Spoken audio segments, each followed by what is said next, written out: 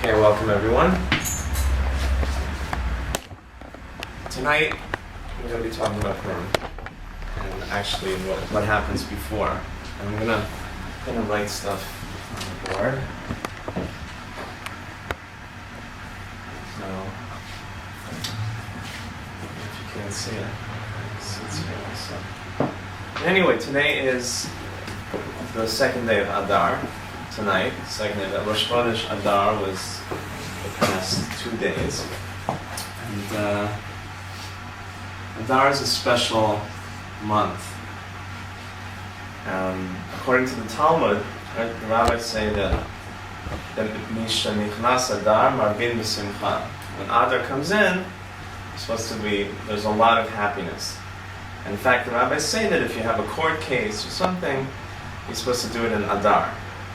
Although here in Israel, maybe it doesn't count because the other side is also Jewish. So everybody, and if you don't live in Israel, you should have your case during Adar. So there's something special. There's something special about this month. And on the 14th day of this month of Adar, we're going to be celebrating Purim. And it comes out Monday night, Tuesday, March 9th and 10th, Monday night, Tuesday. Now Purim is a unique holiday. And in general, we've spoken about this before, but the Jewish holidays are not just days that commemorate an event that happened in the past, but they represent a certain force, a certain energy that happens every year. So, for example, Pesach is a time of Geula, it's a time of freedom, it's a time of redemption. So every year on Pesach, it's a time of redemption, it's a time of freedom. So you could say that the redemption from Egypt, Yetziat Mitzrayim, happened on Pesach because Pesach was the time of freedom. So in other words, Pesach was always the time of freedom, and that's why that event, Yetziat Mitzrayim, happened at that time. So each holiday has its certain energy. For instance, Yom Kippur is Kapara, it's atonement. Rosh Hashanah, it's a time of din.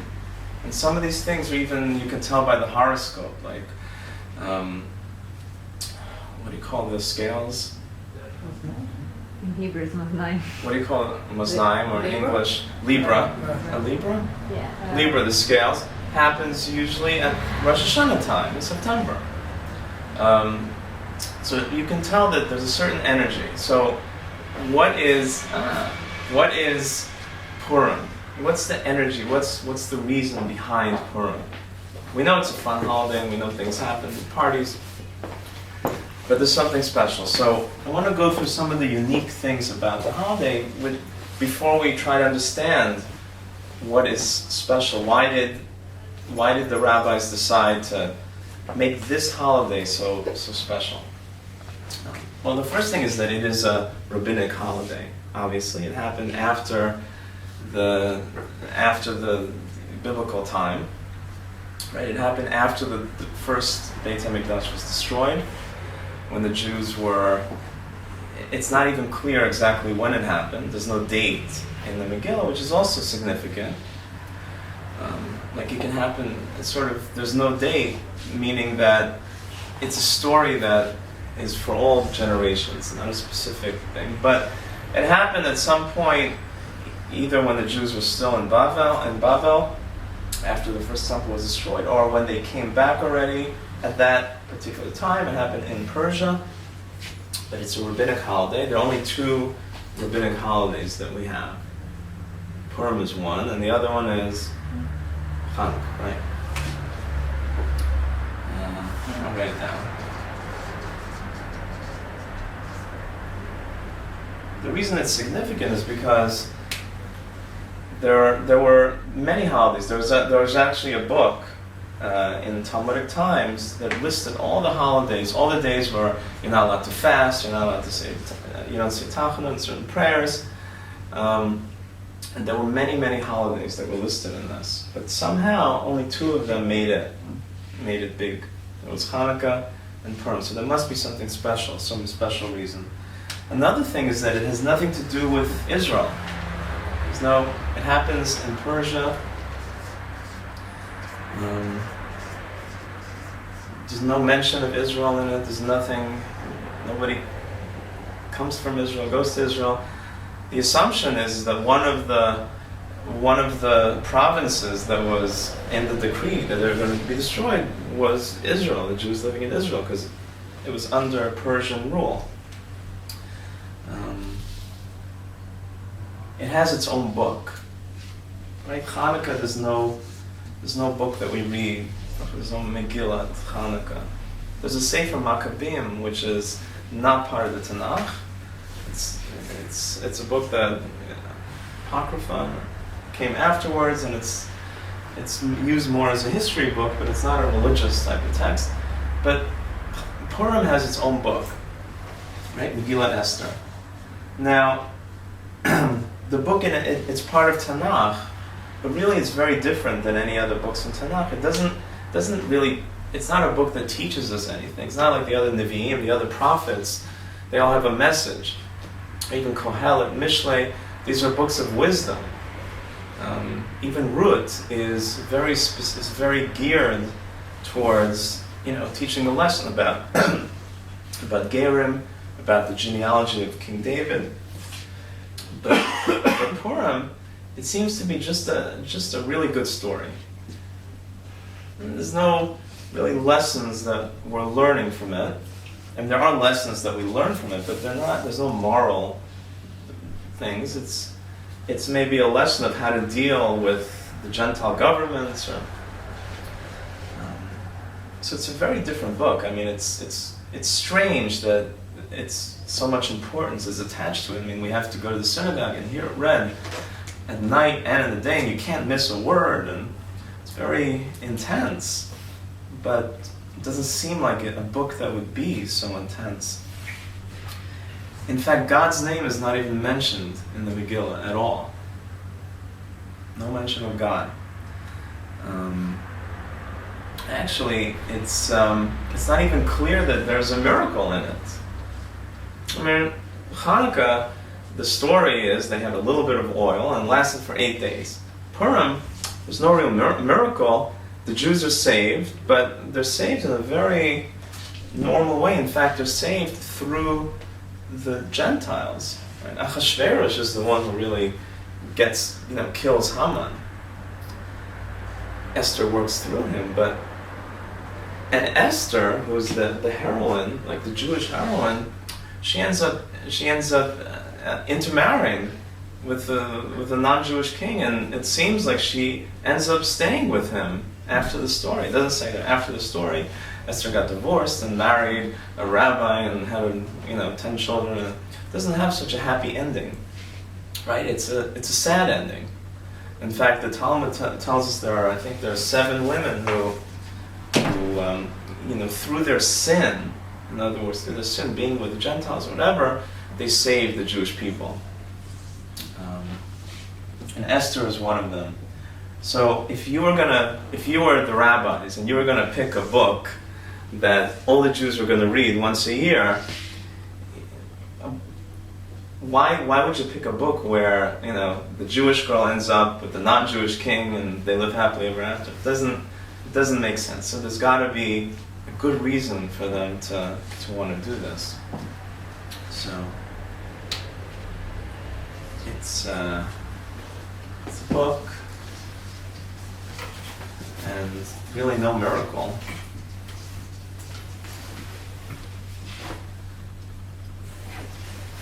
Now, to top it off, the Talmud teaches that in the days of the Mashiach, all the holidays are going to be nullified. So there's not going to be any more Pesach, no more Seders, no more Hanukkah, no more Sukkot, nothing, except for one holiday. And what is that holiday? Purim, exactly. So why does Purim, with all these questionable things, that's the only holiday that's going to stay with us. Now there are a lot of other strange things that we do. Only holiday during Mashiach.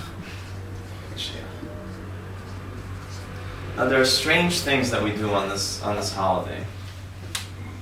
What are some of the strange things? Well, we give Mishlach Manot. That's not so strange. Giving gifts to people. One of the mitzvot is giving charity. That's also not so strange. Read the Megillah. Not so strange. But what are some of the strange things? Getting dressed up. Getting dressed up. That's great. It's not a modern day invention. Not because of Halloween do we do this. Mm-hmm. It's a very ancient thing, which I guess we have to understand why. I mean, in the Purim story, they didn't get dressed up. Nobody wore masks or anything. Haman didn't dress up as Haman. That's how we dressed all the time. So, now what else do we do that's unusual? You get drunk. You get drunk. Is that unusual?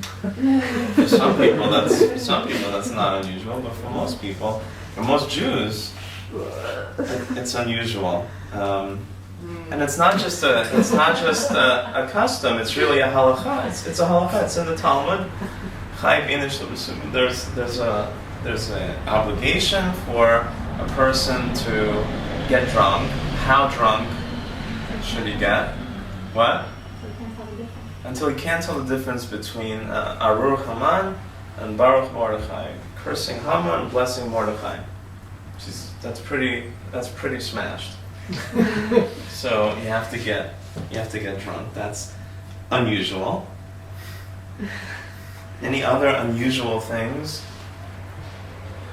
So whenever we hear the name Haman, we make a lot of noise to blot it out. Where does that come from? Kids, that wasn't made up by kids. Blotting out Haman. And there's one other thing. We give actually the evening right before the Megillah. The custom is to give a half shekel, machzit shekel, and we give three. The custom is to give three of them. Just because in this week's parsha of Truma, where we talk about donations to the Mishkan, it says a Truma 3 times when it talks about the shekel. So that's where we get the custom of giving three shekels. When we give a half shekel, why do we do that on Purim? What does that have to do with anything? Okay, so let's start off with the half shekel, since it's the last thing here, and it's actually the special Torah portion that we read this past Shabbat, Parashat Shkalim. There are 4 special Torah portions. It's the maftir. After we read the main portion, we tack on another special one, and last week we read Shkalim, which tells us, hey, you can see here, it tells us about the mitzvah of the half shekel. What is the mitzvah? So the mitzvah is that every Jew has to donate a half shekel of silver. So it's not a half shekel here in Israel, but it's a half shekel of silver, and that money went to the Beit HaMikdash to buy the offerings, the karbanot tzibur, the offerings for the whole congregation, and it went for other things in the Beit HaMikdash and other uses. And this was done throughout the Second Temple. Jews from all over the world would donate a half shekel. I don't know exactly how much, what a half shekel is worth, but it's not that much to half shekel, not a whole shekel. They could have said, all right, everybody give 1 shekel, but no, they said give a half shekel. So that in itself is something to think about. What do you think is the reason for a half shekel? Everybody, doesn't matter, rich or poor, you can't give more than a half shekel. Obviously, you could give more, bigger donation in a different context. But for this particular thing, the money that bought the offering, the sacrifices that would be sacrificed for the congregation all year, and that means that the sacrifices were given for kapara, for atonement. That means that that money is used for the atonement of the whole congregation, of the Jewish people. You had to give only a half shekel. Something to counter the money that Haman paid Tobias to kill us? Well, forget about Purim for now. This is before Purim. This is in the Torah. So then we're all equal and we all have a share. Okay, so... We're not full, we're only part. Okay, so that's two answers. One of them is that we all want to be equal, that this is for the atonement of the Jewish people, so everybody should be equal. Nobody should get more. A rich person doesn't get more kapara, doesn't get more atonement. Everybody gets the same atonement. So why half shekel? Everybody could have given 1 shekel. So that's where Yoni comes in, and she says that it shows that nobody's complete. Everybody's just a part of something bigger. Nobody's 100%. Now, it's interesting that in the Torah, when God tells Moshe to do this, to collect the half shekel, he says, Zeh yitnu, this is what you should give. And the midrash on that, which Rashi cites, tells us that, what does it mean, Zeh yitnu? Zeh, it's like somebody pointing, this you should give. So it says that God showed Moshe a matbeah shel eish, a coin of fire. He said, this is the shekel, a half shekel, burning half shekel. So this is what you should give. So couldn't he just show him a half shekel? So the fire. Understand, it says the same. There's a similar midrash that talks about the when God told Moshe to build the menorah. So he showed him a menorah of eish. So I can understand. I mean, he didn't know what a menorah looks like. So God had to show him a special menorah, and there's fire. A menorah is fire. So, but the coin, a half shekel of eish, it seems a little bit, exaggerated. Fire. So we can sort of integrate that, and the answers that we gave into this is that 2 things. One thing I was thinking about is that it's true that even a half shekel, even a little, even if you're not complete, I mean, there's still fire, there's still tremendous potential, tremendous energy, even in a half, even in part of it, even if you do a little thing, there's still tremendous fire in it. Or you might want to say that God wanted to tell you, see, money is like fire. It's not a simple thing. It's like fire. It can be used for good, and it can be used for destruction also. So this little half shekel that I'm showing you is something that can make or break people. It's very powerful. It's like fire. But the half shekel was a uniting factor in the Jewish people. And like all the answers we gave, it's part of it. So there is a theme in Purim. One of the themes, like a simple theme, is unity of the Jewish people. And we can see that in the mitzvah also of Purim. I mean, the Megillah has to be read all together. Everybody has to come together, and it says Barov Am Hadrat Melech, that in the bigger the congregation, the greater the glory of God. So it's better to read the Megillah in a bigger congregation. It's also Pirsume Nisa. It's also publicizing this miracle, and that's why we don't say Hallel. We don't say the prayer of Hallel like we do on Hanukkah. We don't say it on Purim, because the Talmud says the Megillah is Hallel. So this book, in itself, it's a praise of God. We have to see how that is, but it's a praise of God. So we do that in a big congregation. The next mitzvah of Purim is Mishloach Manot. Right? Each person has to give at least 2 foods to one other person. That's the mitzvah. So we don't have that in any other holiday, giving gifts, and that's creates a sense of family, a sense of unity. The other mitzvah is giving charity, or giving money to the poor. That's self-evident, how that unites us. We're giving it to people. We don't know them. They're not our family. And also the fourth mitzvah of Purim is the Su'udah. When we get together and we have a festive meal. That in itself is a mitzvah. Those are the four mitzvahs. They all revolve around togetherness, around unity. So that's the shekel. That's one possible theme of Purim. And that means that every year on Purim, there should be a sense of coming together, of unity.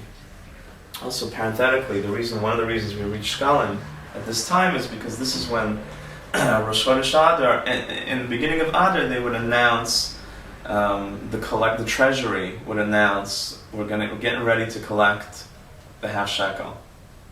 Do that now.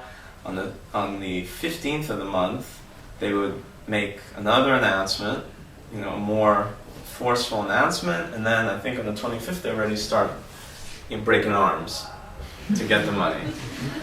Because in Rosh Chodesh Nisan, that's when they already start buying the carbonot. They also did other work. They used to fix the roads and used to do all this stuff. Now, once the rainy season is ending, they had to do a lot of repairs and muddy roads and all these different things to prepare for Pesach, when the Jews would be Ola Rega, would go up to Yerushalayim and eat it.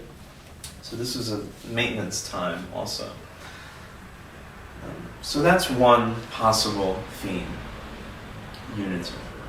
Now next week we read another special portion. It's Parsha Zachor, or Zechor. What is that Parsha? It's the Parsha that talks about Amalek. Now, who is Amalek? So we read about them in Parshat B'Shalach, and that's actually in our regular Shmot class. We actually got up to that. So after the Jews crossed the Yam Suf, then they didn't have water, they didn't have food, they were complaining a lot, and God gave them water, and they were complaining. And then the Torah says, B'Shalach, Vayavo Amalek, Vayilachem im Yisrael b'Refidim.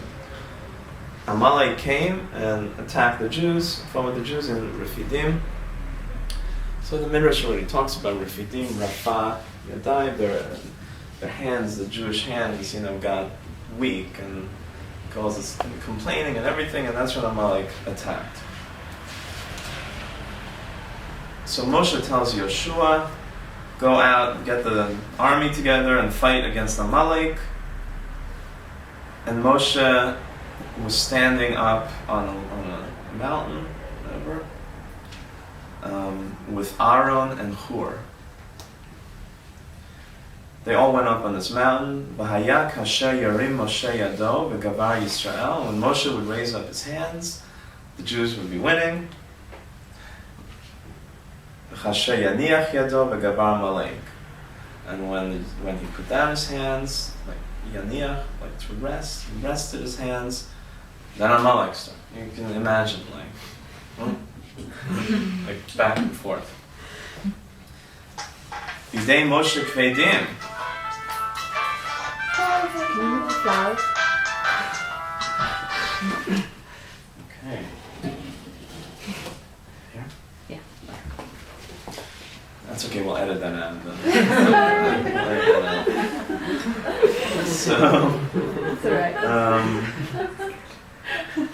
that was Rachel Thorner's phone.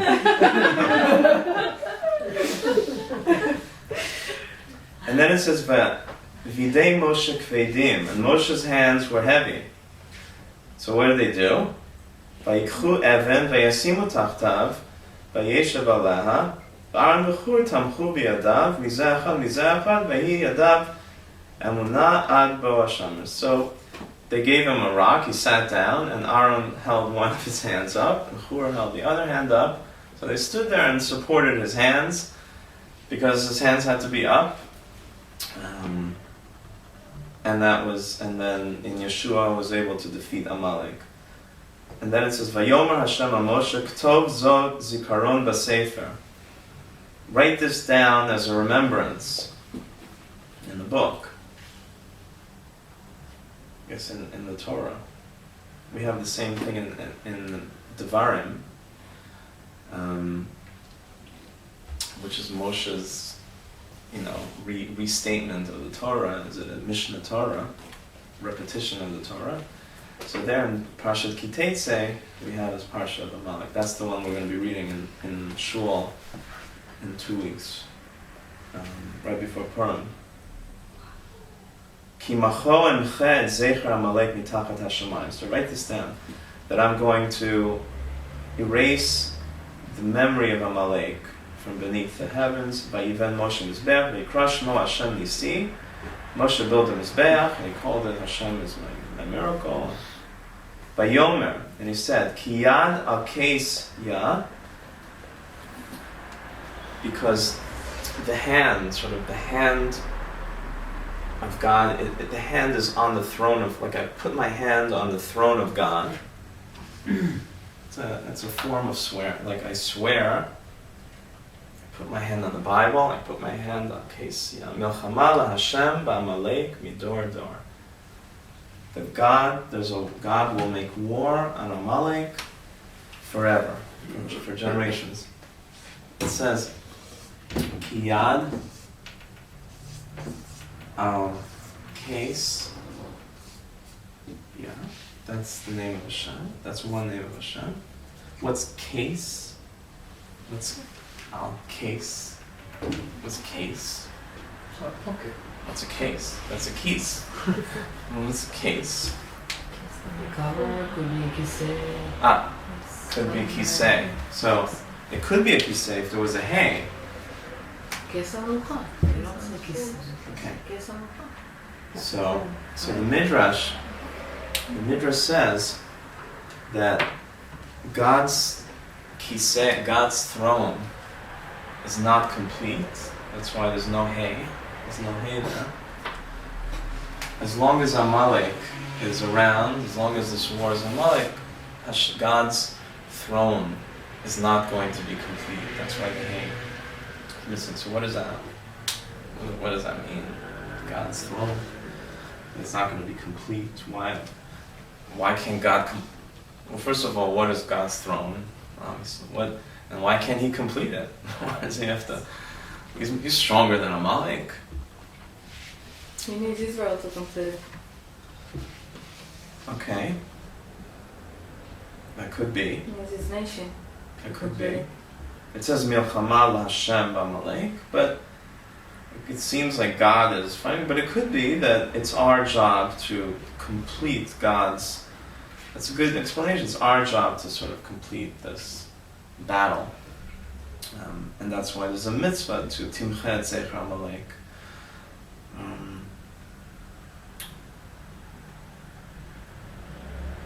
Now, whenever it says,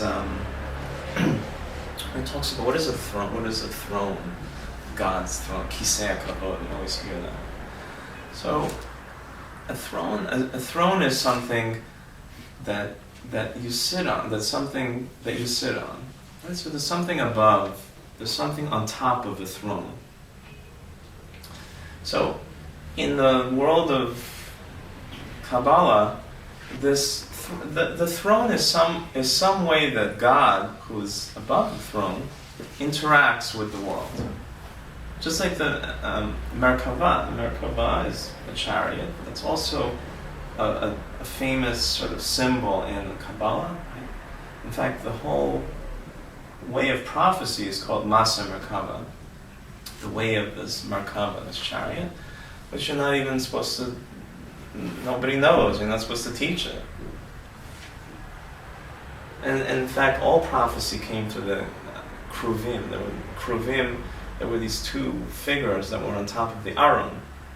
And that's where, it's the same Shorish as Merkava, Kruvim. That's where Chazal say that prophecy came through the Kruvim. So Merkava is also a way of Hashem sort of communicating with the world. It's a chariot. It's a way of transporting something.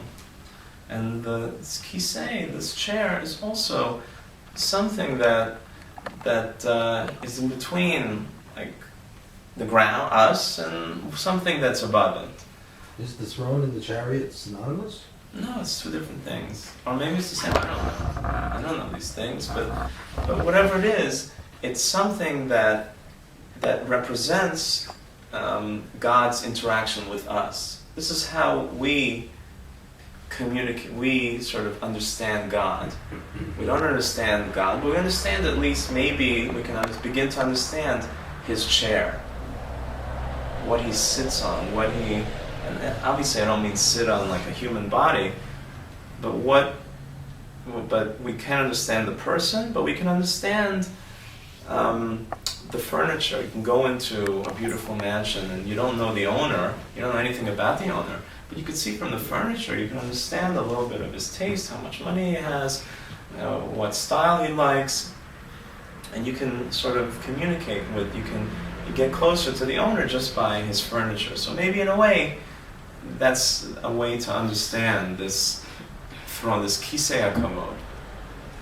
So somehow, our relationship with God, this kisei hakamod, is not complete as long as Amalek is there. So what is it about Amalek that's destroying our relationship with God? So Chazal say that, Amalek, what's Amalek? Amalek is just some nomadic, people, warriors.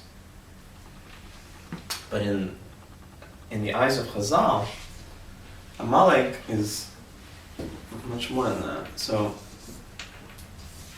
okay, this is Amalek. And if you take the numerical value, the gematria of Amalek, so the ayin is 70. Right, each letter in the Hebrew alphabet has a numerical value. Aleph is 1, right? Dalet is 4. Bet is 2. Okay. Chav is 20. And Ayin is 70. Mem is 40. Lamed is 30. And Kuf is 100. Which equals 240. I did the math before. Chazal say that Amalek equals Safek. Samach is 60. Pei is 80. And Kuf is 100. So that's also 240. Amalek is Safek. Now, they didn't just make that up because the numbers happen to be equal. But it's nice that it's sort of a connection that the numbers are the same. There's a tradition that Amalek represents Safek. Now we can see even from the story when Amalek appears, like the Jews just saw the Makot in Egypt and the Kriyat Yamsuf, and it says Vayaminu b'Hashem Moshe Avdo. They believed in Hashem, they believed in Moshe finally, and then what do? They start complaining. No water, no food. So even after all of this stuff, they suddenly had doubts. They didn't know. They weren't sure. They wanted to go back. Many people wanted to go back to Egypt. They had something, and that's represented by Amalek. That's why Amalek, sort of the embodiment of that, comes, because that's what they were giving, that's what they were experiencing, the suffix, that's what they were giving out. So this is how they're punished. By they have to face the actual embodiment of suffix, which is Amalek. I just want to skip to Parshat Zachor, which is the parsha that we're going to be reading in 2 weeks in Kiteitzei. And this is where, like I said, the whole book of Purim is Moshe's speech. And so Moshe tells us about Amalek, Zachor et asher asalach Amalek. By Derech b'tzeit Mitzrayim. Remember what Amalek did to you when you left Egypt. Asher karcha b'derech. What does that mean? Asher karcha. Right, so karcha, mikra, it's they happened upon you. But the Midrash says karcha, from kar, they cooled you off. Because everybody was afraid of the Jewish people. They just saw the miracles. They saw everything. Nobody wanted to touch them. And Amalek was the first one to give it a shot. You know, they broke that aura of unbeatability. You know, and suddenly, they did it. We can also. They're not superhuman. So they cooled off the hot Jewish people. And they attacked the weaklings, the stragglers. And you were and you were tired and you were weary. And it will be when Hashem gives you rest. When Hashem lets you rest. Then timchet zecher Amalek mitachat hashamayim lo tishkach. Then you should erase the memory of Amalek. So Hashem lets you rest. What does this rest have to do with Amalek? Some sort of, because menucha is also a sort of peace. Also, so in order to battle this suffix, this Amalek, you need a certain amount of peace. And maybe that's also what happens with Moshe, because Moshe, his hands get tired. And when his hands get tired, he can't fight Amalek.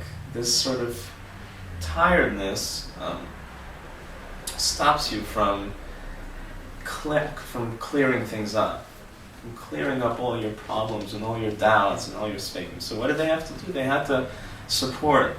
They had to support Moshe, they had to give him support, which many times what we need is some sort of support in our own faith to battle these doubts. Now, what is the connection with Amalek and Purim?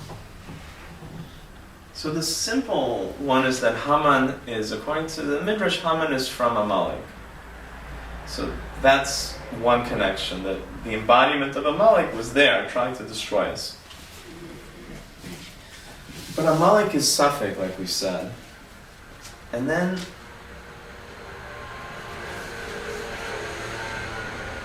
we have to, so let's look at this Esther, this thing, and let's try to figure out what's the connection between Amalek and wiping out Amalek. That's why we wipe out Haman's name. We're actually fulfilling this mitzvah in a way of wiping out Amalek through Haman. Now Esther, well, Purim and Esther represents a new era in Jewish history. Because until that point, there were prophets, there were Nevi'im, there was the Beit HaMikdash, in a glorious way that did not exist. The first Beit HaMikdash had things that the second Beit HaMikdash didn't have. The revelation of the Shekhinah, we don't know what that means really, but whatever that means, it happened in the first Beit HaMikdash, it didn't happen in the same way in the second Beit HaMikdash. And there were Nevi'im. So there was a direct connection to God. There was revelation in the world. And after the Beit HaMikdash was destroyed, a little bit after, there was still a few prophets, but at this time already, in the Purim story, there's no more prophecy in Israel. Prophecy is gone. There's no more revelation. So there's a certain darkness. There is a certain, you could say, doubt, because things are not so clear anymore. And the Chazal say that Esther, what does Esther come from? But we know Esther's a Persian name also. Still. Maybe the god Astarte, different things. But Chazal wrote that in the Megillah, so they knew that Esther was a Persian name, and they knew that it represents some sort of god, moon god also. Still. So why did they use it? Nistan. Because Haster, right? Haster Panim. I'm not sure the pasuk is the pasuk in Dvarim. When it talks about the Tochacha, with all the bad things that are going to happen, and God says, "I'll hide my face." Hester Panim. So there's something called hiding of the face. When God hides his face. So that God is there, but God makes it seem like he's not there. Or maybe we don't see him in the way we should see him. So it's sort of a combination where God is hidden. And that's why the main character of the book is Esther. It's Megillat Esther. It's the book of hiddenness. And you see, there are no miracles in the book of Esther. There's nothing. It's just sort of life. And in fact, it's life that seems like it's going really badly. The Jews are in exile. Suddenly, the king, and there's a story that has nothing to do with the Jewish people, other than the Jews took part in this party that Achashverosh threw. And that was part of the reason why the Jews, fell in. This was part of this Hester Panim, this hiddenness. In fact, the Midrash says that Achashverosh and this party that he threw even brought out some of the kalim from the first temple that the Babylonian Nebuchadnezzar had captured. Right, Persia then conquered Babel, so they had all this stuff, and some of the Jews used it. Right, and they probably didn't do it on purpose. They wouldn't intentionally do that, but they didn't know because everything was hidden. God was hidden. What does that mean? God is hidden. That means that you're more concerned with your job and with what you're doing on the weekend and with what you with your life than God, because God is hidden to you. So to the Jews, God is hidden, and there's no prophecy and there's nothing. So it's hard to find God. It's not so easy in exile. And whatever happens, so Mordechai, so the king kills his wife, Vashti. Maybe we'll go into the story more next week before Purim, but kills Vashti, and he starts looking for a new wife. And Mordechai, somehow, he tells Esther to, enter the contest. Or they get her, but he tells her to continue being there. He doesn't. I think the story is a little different than that. What do you think the story is? The story is that the sages, not the sages, but the advisors to the king Ahasuerus. After he killed his wife, Queen Vashti, to take his mind off of his loss, because she was his first great love, said, well, you're going to get, Haman suggested, you're going to get a better one. Yeah. Better and second. And who did he get? And so what they did was they decided to go out throughout all the lands and find all these beautiful women and bring them in to Shushan. Yeah. And one by one, every night, a new one was brought before the king, and hopefully he would find one that would satisfy him. And a lot of the families, they hid their daughters, their beautiful daughters. Except for Esther. No, Esther was hidden also. I mean, Esther... And they found her? They captured her. Even though she was hidden? Yeah, they captured everybody. That was beautiful. Nobody wanted to give their daughters because once they spent the night with the king, they could never go back to having a life married to another man because they'd been with the king, and that'd be it's hard. Big problem. Once you've been with the king, That's hard. It's hard to settle for second best. They would be sent to All right, so we know the story, but she definitely did not want to go. she didn't want to go. But Mordechai encouraged her to go, and Mordechai told her, when you do go, don't tell him who you are. Don't tell him your nation. Which doesn't make sense. There's no reason why she shouldn't tell him. No. He told her, don't tell him who you are, because she came from the family of King Saul. And the king was very interested, as a king, marrying someone who was also from royalty. Mm-hmm. And if he had found out that Esther was really from royalty, it would be like extra special. That I never heard of. Yeah. But I think the simple explanation is that he didn't want her to tell for some reason that we don't know, which is really the mystery of the story, that Mordechai somehow, in some way, had in some sort of intuition that in the future, the fact that her identity is hidden is going to come in handy.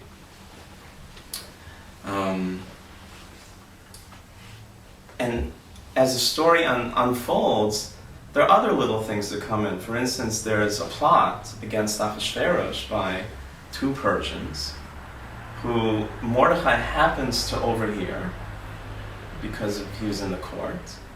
And then, when the right time comes, his knowledge of that, and he reveals the plot, and him doing that happens to play in exactly right into the story. And if we go through the story, we'll see so many so-called coincidences that build one on each other to finally end up to a point where Ahasuerus decides, because of Esther, decides to kill Haman. And the reason I'm doing this is I'm just showing you how unclear the story is, and how unclear it is that God is even involved in it at all. And how, unless you look at it from an outsider's perspective, and unless you're looking for God in the story, you might not find it. Yeah, maybe Mordechai didn't want to tell her because she was from King Saul and that, and maybe she was hidden and they caught her, and yeah, you can read it that way. But if you read it that way, then there's no reason for the rabbis to tell us to read this book every year. If it's just the story that happens to work out because of all these reasons, no, there's a much deeper reason why they've given us the story. So everything is cloudy. Everything is, shrouded in mystery. And that's where, and then in fact, not only is everything so confused, but even this heroine, Esther, who saves the Jewish people, ends up, it has to do it, it has to go down to a level of tumah. She has to go down, and this is a concept in Chassidut and from Kabbalah about sometimes going down into a lower place in order to raise up something. And Esther has to go down into this place, and she ends up staying there in order for this salvation to happen. So it's very unclear, and it's very dark, and it brings up a lot of doubt. I mean, why did this happen? How could this happen to Esther? What is going on here? Everything is messed up. And that's where some of the things that we do on Purim, for instance, getting drunk. There's a mitzvah of getting drunk until you can't even tell the difference between Mordechai and Haman. Because that's what the story is about. It's about chaos. It's about doubt. It's about not knowing. And that's why we wear costumes, and that's why we wear masks.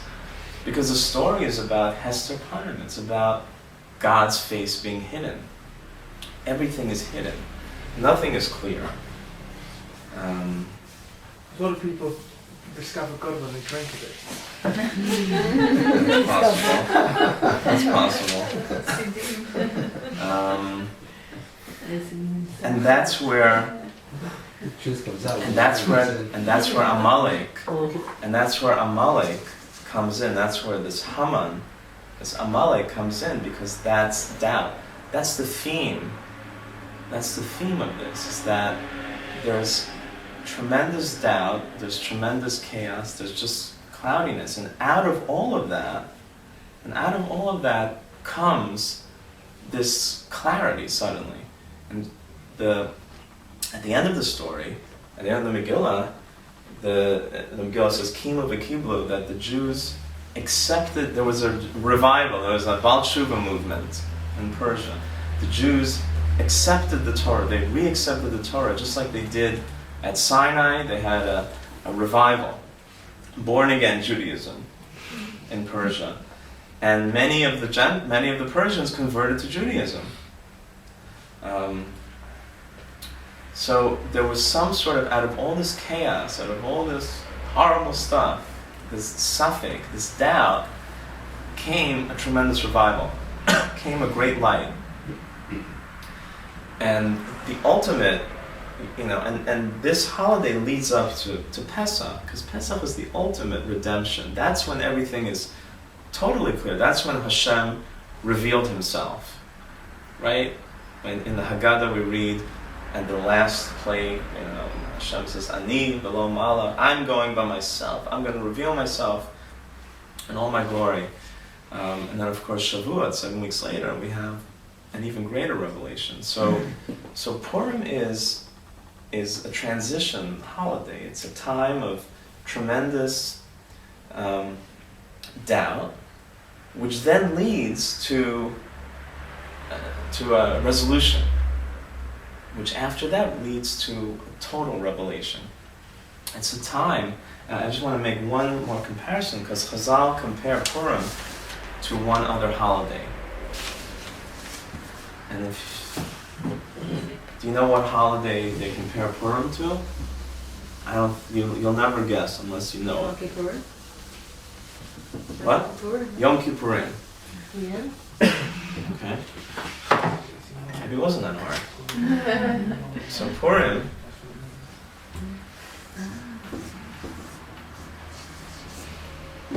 and it's Yom Kippurim.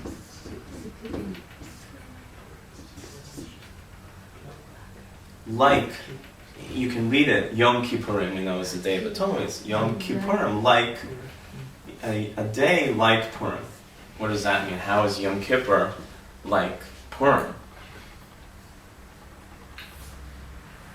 It's a bit of a luxury, isn't it? So that's Something like that. right. So that's actually excellent. It's not exactly what I wanted to say, but according to Rav Soloveitchik says that in his book on repentance, that what was the main avodah on Yom Kippur? What was the main worship on Yom Kippur in the temple? They had a gora, they had a lottery, where they drew lots, and one goat was LaHashem, one goat was offered in the Beit HaMikdash as a chatat, as a kapara, and the other goat was LaAzazel. Went off to a cliff, they threw it off a cliff, broke its neck. That was the other form of kapara. And it was based on the Goral. Now, Purim was Purim, and thank you for bringing that up, because that's also such a big part of this. Purim is lottery. Purim is a lottery. The whole holiday is called a lottery because it's a chance. It's all coincidence. It's a lottery. It's not really a lottery because God is behind the scenes, but to the outsider, the whole story of Purim is just a lottery. It's total chance. So according to Rav Soloveitchik, Yom Kippurim is the only reason why we can ask God to give us kapara is because we didn't know what we were doing. We had no control of what we were doing. It was like so to speak like a lottery. Because if we knew what we were doing, we don't deserve atonement, but really we all complete insanity, and so we deserve kapara. So I just want to take a little bit different, is that just like Purim is a day that begins in total darkness and chaos, and that's why the day before Purim is Tainat Esther. That's why we have a fast day before this, because we're starting off in trouble, and we're starting off in darkness and chaos and suffix, and it resolves into light. Laihudim hayta ora. The Jews had light. And that's the same thing in Kippur. Yom Kippur also is a day that we start off in fasting, and then in prayer, and in fear, and in chaos, and in darkness. And then at the end of Yom Kippur, we get our atonement, and there's light. So that I would like to suggest is the theme of Purim. It's the recurring energy of this time of year, this happy time of year, is that Purim is a time where we have doubts, and we all have doubts, because it would be impossible to live sort of, well, it's not impossible, but we all have doubts about God, about religion, about whatever we have doubts about. And sometimes it's very dark, and it's very cloudy, and like Amalek is attacking us, and we're tired, our hands are sort of down, and we need help, we need the support. But it's a time, Purim is a time where we can overcome, where God helps us in a hidden way. We don't always see it, but God helps us overcome Amalek, overcome this suffix, overcome this doubt, overcome the questions, overcome the unclarity in our lives. And it gives us the power to resolve some of that. Maybe not totally, but that's Pesach. That's Pesach, where we can totally resolve and be totally redeemed. But Purim is the step right before, when we move from cloudy to at least partly sunny. Almost totally sunny. Just like the weather. It's getting, and right, the weather is also turning. It's turning from cold. It's turning ready to warmer. So this is it, and we should sort of examine ourselves, examine our lives, be aware of the things that give us these doubts, and use this time to try to resolve them. Try to, if we're going to pray for something, this is the time to pray for clarity. Pray for, this God to take off some of the masks, or maybe help us take off our masks, so that we can see better, we can have more clarity. So next week we'll continue, and next week maybe we'll talk about some of the things of the day of Purim, and also we'll go into some of the things that we started discussing about the Megillah. So have a good week, and I'll see you next week. Shabbat Shalom.